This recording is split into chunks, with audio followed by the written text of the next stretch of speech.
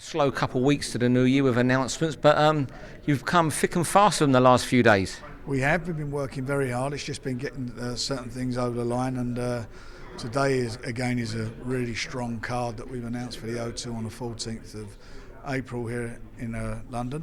And I'm delighted that Bill's back in town. I'm delighted that he's got that after that fantastic performance that he had in Canada, that he's back over here, and you only got to look at him. He's got a bit between his teeth. So, for us, it's a good day. He's got a tough opponent, Martin Murray. He's a good campaigner, tough as old boots.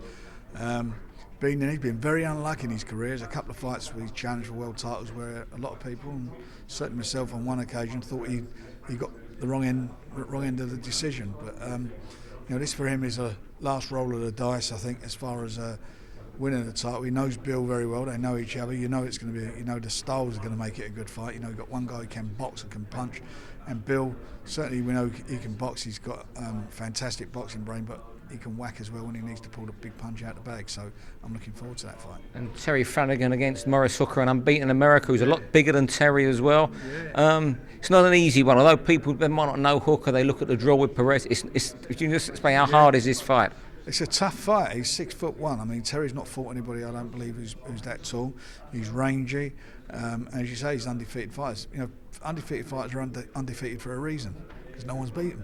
And Terry, both of them going into the fight as undefeated fighters. So Terry's got to be top of his game. But I think Terry's he's had a few problems last year with injuries, and he's out the ring for a while. This time now is got to be his time. Hopefully all those especially that tendon problem he had is behind him, and he can move onwards and upwards. He's a quality operator. He's moving up to to win a title in the higher division. So I'm quite sure he's going to be top of his game. I know Steve Lillis will be doing really be putting every effort into making sure that Terry comes in 100%.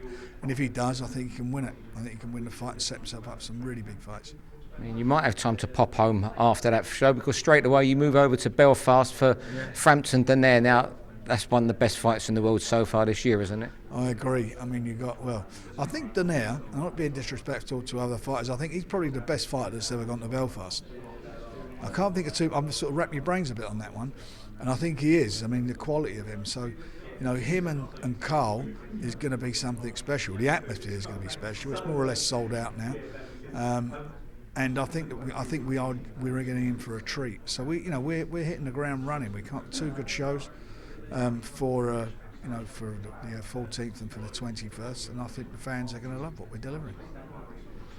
What's your opinion as a promoter the same night there's a show with Amir Khan in Liverpool? Because TV viewers subscribe to two channels. It's tough. It's tough on them, isn't it? It's tough on them. It's tough on everyone. And at the end of the day, it's stupid, because we announced our date. We had our date booked, and we announced it before anybody else.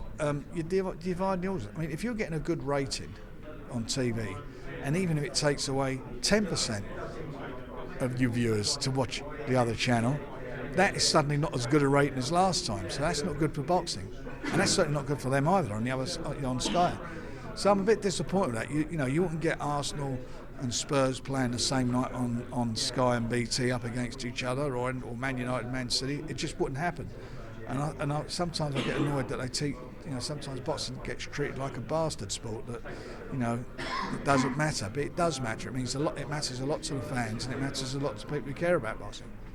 Is there an answer to how it can be solved? Yeah, we had our date. If somebody else has got a date on, then we do our best to avoid it. I've moved shows when rather than clash, because I don't see the sense of it. It's not a pissing contest. We're saying, we're better than you and whatever. It's not about that.